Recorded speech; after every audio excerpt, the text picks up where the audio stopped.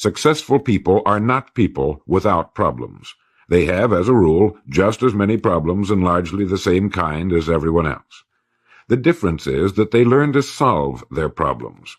Successful living is nothing more than the ability to solve successfully the problems which are as much a part of living as breathing. The degree of our success will be determined by the extent to which we can solve our problems. If you can tell me what you want, I can tell you how to get it.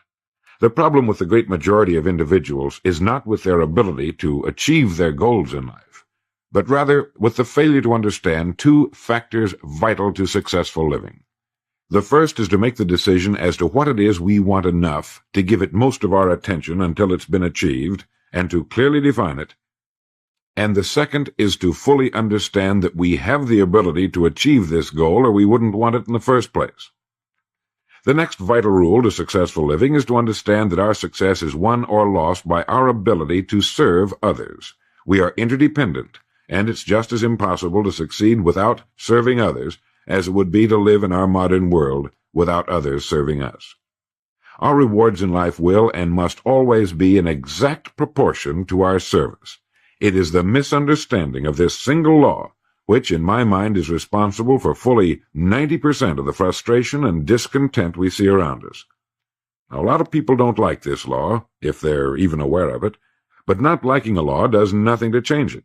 The basic laws of nature and economics are unchanging. If we're out of step with them, we are, as Thomas Huxley put it, checkmated, without haste, but without remorse. But to those who know and work with the laws, he said, they are paid with the overflowing sort of generosity with which the strong delight in strength. If a person doesn't like his income, all he has to do is take a good long look at his service. Look where you will find this law in undeviating operation. Our rewards will always be in exact proportion to our service. This is the law, then, that lies as the supporting structure of economics and personal well-being, so fix it in your mind. All attempts to sidestep or in any way avoid this law will result in frustration and failure. So this brings up the question, if what I want is more than I now have, how can I increase my service in order to earn it? Well, whom do we serve? We serve people. So let's take a moment to try to understand people. The more we understand them, the better we can serve them. I think of an adult human being as a grown child, doing his best to play for the first and last time on earth this game called life. The extent to which he learns the rules of this mighty game will determine his success. But right here we run into an historic and exasperating fact. People down through the centuries have, with the most amazing consistency, divided themselves into two groups. One group contains about 5% of any given population. The other group contains the remaining 95%. Neither of these two groups is any better than the other. But one thing separates them. The big group, the one containing about 95% of the people, never seems to get the word, while the smaller group, the 5%, does. Now, what do I mean by getting the word? I mean about 95% of the people never quite understand, emotionally or intellectually, that we as individuals control, to an altogether unsuspected extent, our lives here on earth, that each one of us is the architect of the structure fashioned by our years. You see, all of us want the same things, but only about 5% figures out how to get them. Within each of us burn two unquenchable ambitions: to serve importantly and to gain financial independence. Both of these worthwhile goals are within the reach of all of us, man or woman, but according to statistics, only about 5% achieve both of them. Why? Let's look at it logically. Every human being has a tendency to think, act, and talk like those by whom he is surrounded. This is environment, and it exercises an enormous influence on our lives. We've already pointed out that 95% don't seem to get the word in life. Then it follows that in the case of any given individual, the odds are 95 to 5 that he is surrounded by the larger group. And since a body in motion tends to remain in motion until acted upon by an outside force, that he will continue to conform to his group unless we can do a better job of serving him through knowledge. The failure of most people to live successfully is not caused by their lack of abilities, far from it, but rather in their failure to decide what it is they want, and understanding that our wants are governed by our talents and abilities, and that we are divided into two groups of roughly 5% and 95%, and that it's the 5% group which is successful. So here, let me give you a definition of success which, to my mind, covers the subject completely. Success is the progressive realization of a worthy ideal. That is, anyone who knows where he is going in life is a success. At the moment he makes the decision of what it is he intends to accomplish, of what it is he considers a worthy ideal, he is successful. Once this goal has been accomplished, he is again, by our definition, a failure, until he establishes a new goal toward which to work. To my mind, this is what we as human beings were intended to do, to go through life from one achievement to another, and to finally come to the end of our road here on earth, still reaching, still working toward a new and better plateau on which to stand. For this is to live and live completely, to know as much as we can know, to serve as much as we can serve, to accomplish as much as we can accomplish. Well, since success is the progressive realization of a worthy ideal, why are we faced with only 5% who can be called really successful? Because the best estimates available tell us that only about 5% will ever decide upon and define the one thing they want, one thing because we can only do one thing at a time. To my mind, the story of a person's life is the story of a quest, a search to which he devotes his life. We know that the happiest people on earth are those who know exactly what it is they seek and set boldly out to find it. And while we're all dreamers, the fortunate ones are those who have found a dream so exciting and worthwhile that they'll devote a part or all of their lives to making that dream come true. But while all dream, by far the great majority, that 95%, never realizes that a persistent daydream is often the point on which we should set our compass, the place toward which it is meant for us to journey. The tragedy is that the great majority shrugs off this built-in direction finder and returns to the wide, visible, well-marked road in life which they feel must be the best road because it carries the heaviest traffic. Well, let's make this point clear. The road in life with the heaviest traffic is not the best road to follow, for it is the road of the 95%. It is the road with no more opportunity, and with 19 times as much competition. Of all the billions of human beings who've lived on Earth, all great advances, all great ideas have come from just a handful, a few thousand out of billions. Now, how have the people as a group reacted to the great ideas? Every great leader and thinker, from Socrates to the Wright brothers, has been scorned, ridiculed, poisoned, imprisoned, stoned, pilloried, burned at the stake, or crucified. Mankind as a group has made a consistently grisly game of tormenting his saviors. Why? Lack of information. Lack of knowledge. It comes from following the wrong crowd.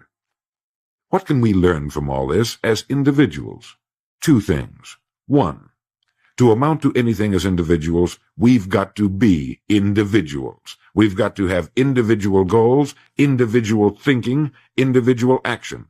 And two, we must never conform to the great mass of people. We must love them, help them, for our joy and success will be determined by the extent to which we serve them. But we must never lose our individuality and identity by permitting ourselves to be submerged in this suffocating sea of indirection and purposelessness. There's nothing wrong with emulation. In fact, it's a good idea, so long as we emulate a person who represents that which we wish to become, but never the crowd, never the 95%. We are what we think about. Our minds, our thinking controls our destinies here on earth to a degree totally unsuspected by the great majority of people. When you think about it a moment, it becomes so obvious, so clear and simple. Well then, if we become what we think about, and if we can control our minds, we can pretty well tell our own future. And that's the point I want to make. That's what I meant when I said earlier that each one of us is the architect of the structure fashioned by our years. This means that if we're confused about what we wish to become or accomplish, our lives, our environment will mirror that confusion. It also means that if we know what it is we seek, that it must be accomplished. Barring an act of God or a catastrophe over which we have no control, we as individuals can call our own shots for the rest of our lives. We can know what it means to go through life from one success to another, to play life according to the rules and reap the rewards. We can know what it means to have peace of mind and live calm, cheerful, successful lives. You are at this moment the sum total of your thoughts to this point, for there is nothing else you can be. And 5 years from now you can be and have anything you set your entire mind and heart upon. Succeeding in life has always been a matter of doing that which the great majority does not do.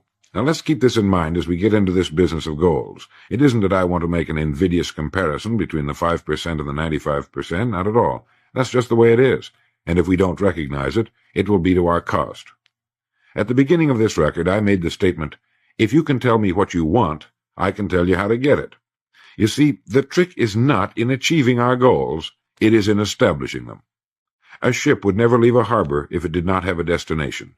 An industrial plant would never open its gates if it did not have a product or a purpose.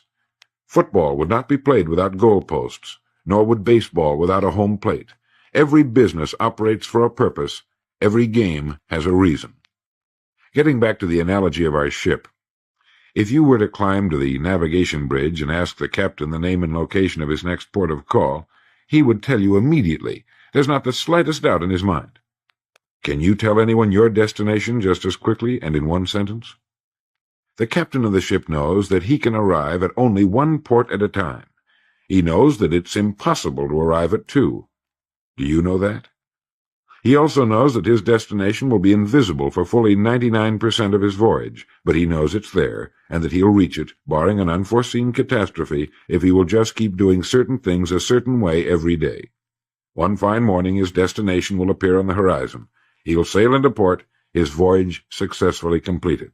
When his business has been accomplished, he'll then sail to another predetermined port of call, and this will take him and his ship from one success to another for the rest of both of their lives. By understanding that he can reach only one port at a time, the owner of a ship can, in the short space of a very few years, reach hundreds of ports successfully. There'll be problems, lots of them, but they'll be solved, and the ship will steam its solitary course over the deep oceans of the world, devoting its life to accomplishing its mission and contributing its share to the welfare and economy of the world. Men and women who follow this sensible, obvious, and meaningful way of life will do the same. But the paradox is that most are like ships without rudders. They're subject to the whims of wind and tide, and while they hope they'll one day arrive in a rich and bustling port, you and I know that for every narrow harbor entrance there's 1,000 miles of treacherous and rocky coastline. The chances of their just drifting into port are 1,000 to 1 against them. These are the unfortunate people who, not knowing the rules, believe that circumstance controls our lives. They believe in luck and superstitions, fate, the breaks. They believe that success comes as the result of who you know, not what you know. And while they cling to their false alibis, life passes them by, for the rules of life are just, and they are checkmated, without haste, but without remorse. Now what about you? Remembering that the definition of success is the progressive realization of a worthy ideal, what's the ideal toward which you are working, now, today, yesterday, and tomorrow? Can you write it in one sentence? Is your goal sharply and clearly defined? I mentioned on the first side of this record that I could tell you how you could be and have anything you set your mind on in 5 years. To better understand this, you must examine one of the most overlooked facts in the world. It is that every job, no matter what it may be, holds somewhere within itself the key to everything we want in life, the key to greatness. But we must look for it, and we must think. Decide to become a professional at your business. You see, we can either compete or create. If we compete with all the other people in our line of work, we must be willing to accept the same rewards. If that's what we want, fine. But if we want to become professionals at what we do, then we must create. And when we begin to do this, there's no limit to that which we can achieve. We hear a lot these days about a word called security. Everyone wants security, but not 1 in 10 can tell you what it is. Most people will tell you that security rests with a job. This is impossible. There is no such thing as a job that represents security. Anyone with a job can lose it for any one of 1,000 reasons at any time. There is only one place on earth you can find security, and if it isn't there, it isn't anywhere. It's inside of a person, never outside. If a man has security inside, where it belongs, his wife and children can feel it when he sits down to eat with them, and they're warmed by it. If a man has security inside, where it belongs, you can see it walking down the street, and you can feel it when he enters a room. That's security, and you can't take it away from him. You can take away his money, his home, everything but a wife who's willing to start over, and most of them are, and drop him anywhere in the country. Go back in a year, and he'll be doing just as well as when you found him the first time. You can't keep a good man down, no matter what you do to him. Like cream on milk. You can shake it all day, but just set it down for a while, and it'll bounce right to the top again. This man or this woman has security, where it belongs. And do you know where it comes from? It comes from doing what we do for a living surpassingly well. It comes from being a pro in a world of amateurs.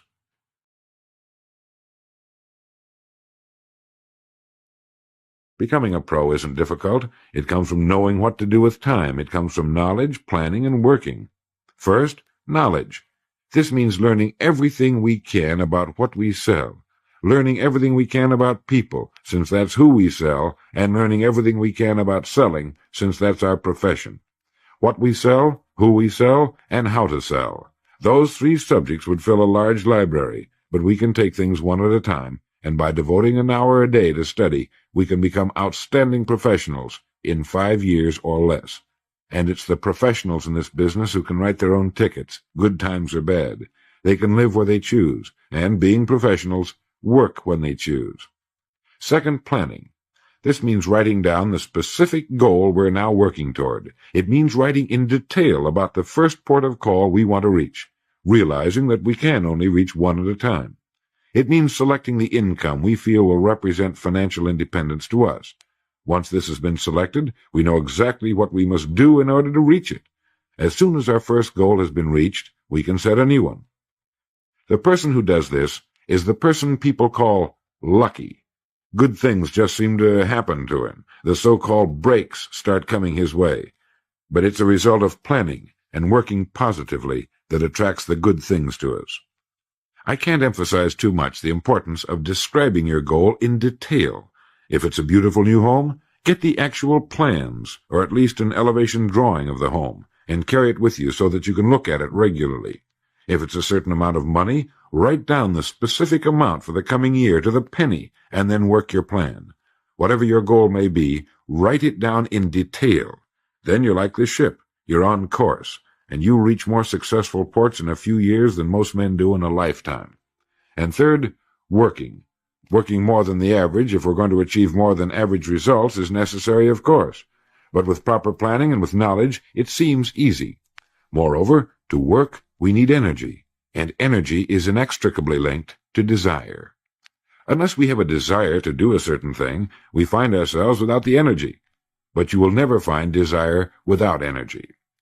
Once our goal has been crystallized in our minds and we realize that we become what we think about, our doubts vanish as to whether or not we can achieve our desired ends, and with the picture of our dream in our mind, we have abundant energy. Compared with what we ought to be, we're only half awake. Our fires are damped. Our drafts are checked. We're making use of only a small part of our possible mental and physical resources. Stating the thing broadly, the human individual thus lives usually far within his limits. He possesses powers of various sorts which he habitually fails to use. He energizes below his maximum, and he behaves below his optimum. And then he wrote, "Excitements, ideas, and efforts, in a word, are what carry us over the dam." He goes on in this excellent essay to point out that we have deep reservoirs of abundant energy that we habitually fail to use, and that by pushing past the first false feeling of fatigue, we will find an exhilarating second wind that will take us to our goals. This is why in studying the lives of the world's great men and women, we find they seemed to be indefatigable. Work meant nothing to them, because what they were doing, where they were going, filled their entire worlds. Frequently, people find it difficult to establish a goal toward which to work. Realizing that we cannot be successful without a goal, here's a good way to solve the problem. Get off by yourself, and where you can think without being disturbed. Then write on a sheet of paper a complete description of the person you would like to be, and the things, in being this person, you would have. Once this has been done, start acting the part of the person you wish to become. Carry, as often as you can, a clear mental image of the person you want to be, and begin to be that person. Soon this will become so knit with habit, it will lead you without fail to the goal you seek. You see, when you begin to do this, you're using your greatest power, your mind, and you will become what you think about.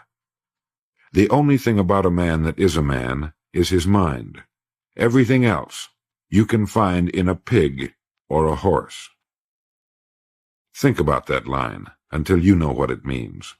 The only thing that sets us apart as human beings is our divine minds. Everything that means anything to us, our love of our families, our faith, our dreams, our talents and abilities, our religion, everything we know, is connected to us solely through our minds. Our minds represent our hope and our future. Yet, as a rule, it is the last place the average person will turn to for help. Your mind contains riches beyond belief, but you must prospect this rich and largely unexplored continent, and the only way it can be prospected is by systematic study and systematic thinking. Your mind is like a muscle. It will develop only to the extent that you use it, no more. By devoting an hour a day to study, you're building your mind into a powerful and creative servant. If you only do this 5 days a week, it comes to 260 hours a year. That's 1,300 hours in 5 years, or the equivalent of 162 8-hour days devoted to study and research. Believe me, if you'll do this, in 5 years you'll be one of the most accomplished professionals in your field, and you'll have the world on a string. You will virtually be able to write your own ticket. The average man works 8 hours a day, about 50 weeks a year, for 40 years. That's time enough to become great at anything. The time will pass anyway. We might as well reap the rewards. So now, let's sum up and reduce the whole thing to a workable formula, a set of rules for this game of life that cannot fail to take us to where we wish to go.